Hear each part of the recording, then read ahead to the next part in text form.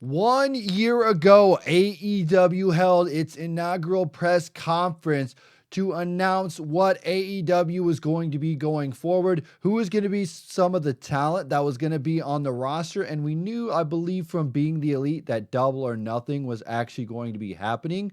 We actually had All In September. That was just supposed to be a one-off thing. There was huge momentum. Tony Khan, AEW, that whole thing took off. And then 1 year ago, we had this press conference where we had a bunch of talent announced for the show. We knew Double or Nothing was coming up. I think there was going to be another press conference before Double or Nothing, if I can remember how this all played out. I'm trying to look back in my head. But this was the press conference right here where we got the big announcements that we wanted to know. What I thought we should do is we should take a look back at that, see kind of what their vision was, what their grand plan was, because it kind of laid out what they wanted it to be. And we'll kind of take some of this, look at it, see if that's kind of how they went. Because if you think back a year ago, this was before TNT, because that deal never even happened. This was just the one-off thing, was their show, All In. Then we got this press conference. Then we got AEW. Then we got the leading up till the TNT stuff. And now we have another major wrestling organization. So I thought it'd be fun to look back at this a year ago, take a look at it on YouTube, the press conference, and just see how it was. See if this AEW that they laid out for us is the AEW that we're. So actually I have it pulled up on YouTube. This was actually a live stream on the Being the Elite YouTube channel. It has 574,000 views. It was streamed a year ago. There's a chat replay on the side you can see. I'll leave that up in case you guys are interested to see how the chat reacted. I am. I kind of want to see how this plays out. And then, as you see down here, we have the Double or Nothing ticket announcement party. So there you go. That's what we got there for that. So we'll look at this and we'll see how this actually plays out. We won't watch the whole video, but we'll kind of skip ahead and see their major announcements and what actually went down here. If I remember this was a little bit different. The audio was different. Oh, I think the audio is out of sync here. You guys ready? And I don't think that's on my end. You as excited as I am? All right, so we'll see what Conrad Thompson has to say here. Or what? I can't believe it's happening. And Alex Hey, Marvez. Conrad Thompson. Hey, I'm Alex Marvez, stealing his gimmick, yes. And this is the Double or Nothing rally for All Elite Wrestling. The Double or Nothing rally for All Elite You guys Wrestling. ready for a revolution? Revolution. Wrestling's needed this for a long That's time, interesting hasn't that their it? pay-per-view is called Revolution. Today's the day. I can't believe this is finally happening. A lot of questions coming into this. You guys ready for some answers? Well, I think we should give you an answer right now. One of the hottest set of free agents in wrestling is no longer a free agent, and they're proud to be right here in front of you. You know them, you love them. Frankie Kazarian, Christopher Daniels, Scorpio Sky, SoCal Uncensored. So the audio is a little bit off on this, but that's okay. So here's SCU. I think they were playing up the heel gimmick here. And I look around and I think to myself, this is the worst town I've ever. So they were really like the first talent besides the Elite that were announced for this company, which is kind of cool. Looking at this, they were heels. I didn't think they were going to be the face of the company. I actually thought the Young Bucks would be the first tag team champions. Didn't even know they were doing tag team titles. I'm sure they would, but they didn't have anything at this point, really. But SCU was a good get for them. So they just do their thing. They just talk about it. Then we have the Jaguars, cheerleaders, and we have this music. I hate how it's out of sync, but it's like a live stream recorded. I blame YouTube for the issue there. So there's that. All right, so now here at All Elite, we have one question answered about who is now joining our roster here. But of course, we already had an answer before this event about who is going to be serving in a big-time way in this event, who helped get everything organized. A man near and dear to your heart. Ladies and gentlemen, welcome one of the founding fathers of All In, the Executive Vice President of All Elite, Cody! Cody. Let's see what Cody's got to say. I can't remember what he says here. Thank you, Cody. Thank you, Cody. I love this. Chat's not working for some reason. What if I refresh this? Will the chat start working at 9:06?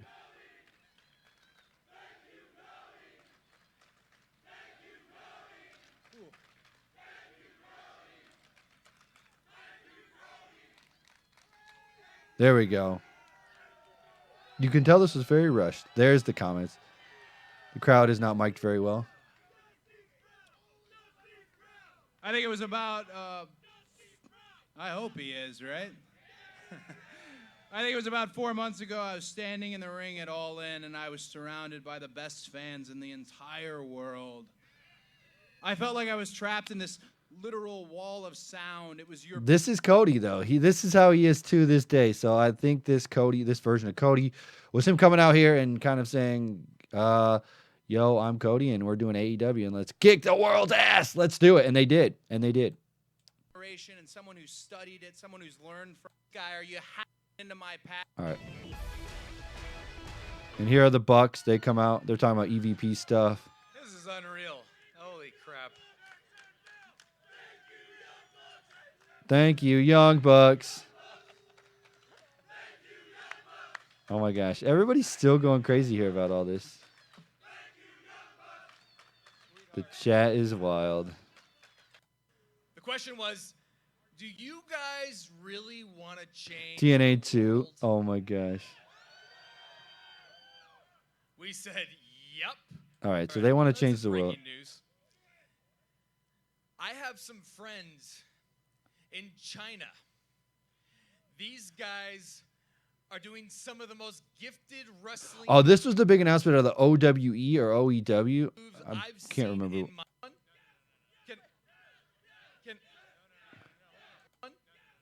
That's the announcement. There's more to come with Shima-san and his boys to bring in his group to our promotion, and we're going to highlight them and give them a spotlight. And I swear to God, you guys are gonna OWE is what love it was. these guys. So they don't even actually do They anything call themselves recently. the Good Hearts. That's the announcement. I think there was some like visa issue with some of them, getting them to come over and do this stuff. So the Good Hearts and the OWE stuff, I mean, we had Shima, but besides that, there wasn't really a big impact made for them, and they really never really did. They made like a big deal out of it, and nothing ever. I mean, they had some stuff, but they really never made a splash and made like a huge impact for them. Where is Tony? Fine. I got it. Why not on three? We do this together. This is what we always do. We can do that, right? GM Grand Garden Arena. Oh yeah, this is where they announced the MGM Grand for Double or Nothing. That was pretty sweet. That was pretty huge for them to do that. Is a great woman. Like all of it. Brandy comes out, says she's scouting talent all over the world, yada, yada, yada. She does her stuff. Dr. Britt Baker's announced. Then we have MJF. River. Wait. Curious. And we knew that MJF was going to be a top heel in their company. Reason number one, are you seeing this bone structure? I mean, come on. And reason number two, it's because I'm better than you. And you know it. MJF and the mascot. And I'm Oh, boy. Joey Janela, MJF. Penelope Ford. Oh, how the times have changed. This was cool, though. Is the beautiful Penelope Ford. And my They're still running name this program, by the way. is Isn't that wild Joey that she's not with them? Janela, and I'm a bad boy. There's Joey Janela doing his thing. Backstage, more than 100,000 people right now are listening. We have Hangman Page. Let's see what Hangman's got to say. I came here to Jacksonville today. I flew in today, and as I sat on the plane, I got to thinking about it. And The mic has more charisma. Oh, no. That's what that comment says. Can I scroll? The mic has more charisma. Yikes. Hangman wasn't over there. He was still, like, cutting his teeth, I would say, as far as, like, finding his babyface type character, I guess it would be. And the thought occurred to me that today was my first day on the job. And I already knew on that plane ride here that this was my favorite first day on any job I've had in my life. What's he saying? And I will, no. I will be selfish for a minute, so give me that. Here comes Pac. So they were setting this thing up too. The bastard Pac. That was pretty good. Because I don't think Pac was announced for the promotion yet. And what I've heard, I don't know if this was like the rumor at the time or whatever was going on. They were saying that Pac was just doing this one-off thing to do this match, and he wasn't going to be a part of the company. But he's definitely a part of the company. So they set up this match. This was a big setup for them. Here comes Cody and the Bucks, and they come out again to make another announcement. Of gun violence. They announced the Jacksonville show from the South Park Arena, as I call it.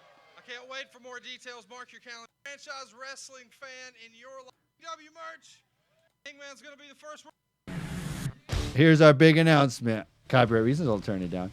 But here was the big get for them. Look at the chat fly by. Chris freaking Jericho is announced as a part of AEW. And as we know, Jericho said, I'm never going to go anywhere besides WWE. But he definitely did go elsewhere, and he definitely went to the All Elite Wrestling. Jericho comes out, and he's like, yeah, I am All Elite. It's pretty sick. This is pretty monumental, and he's the champion. Do you think this is where they were going to... It's interesting to see like how some of the things shaped up. Jericho was their big get at the time, and I think that's pretty lit. It was, and he's still... He like reinvented himself, and he's like the best. Like, he has definitely put on some weight since then, but that was the whole thing he wanted to do, was to build his body differently and have a new look for his character. Chris Jericho, and I am all in with All Elite Wrestling. That's the tagline right there. That's the one they use for years to come. That'll be the one that's going to go for like decades and forever. They're going to use that as the moment. I think we just took things to a different level, didn't we? Am I right? Am I right? Yeah. He's doing his rock and roll stuff here. Right now in Jacksonville, and May 25th in Las Vegas at the MGM Grand Double or Nothing. I'm going to be there. I'm going to be there. Are you going to be there? Be there? I remember him saying that. How about all you people watching? I'm going to be there. You going to be there? You're going to be there, baby. The point is this. It starts now, and it starts forever. This is the real deal, folks. Let me tell you one other thing. I'm not here to just change the world. AEW is not here. We're going to change the universe, I think he says. We are going to change the whole universe. Boom. There it is. Boom, boom, boom. Setting it up. Pyro fireworks. That's the tagline. Set us off. And AEW sales were rising and set to go. Jericho, the big get. He wanted to start this thing off and see if it could succeed. And this was the press conference that launched. Well, there you have it. There was the AEW presser. That was the first press conference, and they set the table here for time to come in the future. I think as far as like everything played out, you could see that they had to develop some of the characters. Like Hangman Page really needed to be developed. SCU is completely different. They're not like the heel guys that they were. They're like babyface, and I think it's working for them. It's doing great things. Jericho was the huge get for them, and he obviously paid off as he did the Inner Circle stuff. He's the champion, and now we got some interesting stuff with Moxley to see where that goes. And Moxley wasn't even a part of the company yet. We haven't even announced their television deal yet. We just know that MGM Grand and Double or Nothing was the time that they were going. So this was little baby steps for them to see where they were going, but this was a huge thing because this right here is the moment that you will look back and say, this is where it all started. You have All In, of course, but this one right here was like, this is where it began. Like, All In, then this was the press conference. Like, okay, here's All Elite Wrestling, and here's some of the talent. We're doing the show in Vegas. Let's kick it off. And I think that's pretty awesome just to think about. 1 year ago, this happened. Anyway, guys, I want to know your thoughts on AEW. Do you think it's come a long way, or do you think it still has a long way to go? I'm curious to know you guys' thoughts on AEW, this press conference 1 year ago, and the future of the company. As always, I'm TonyPizzaGuy. We will see you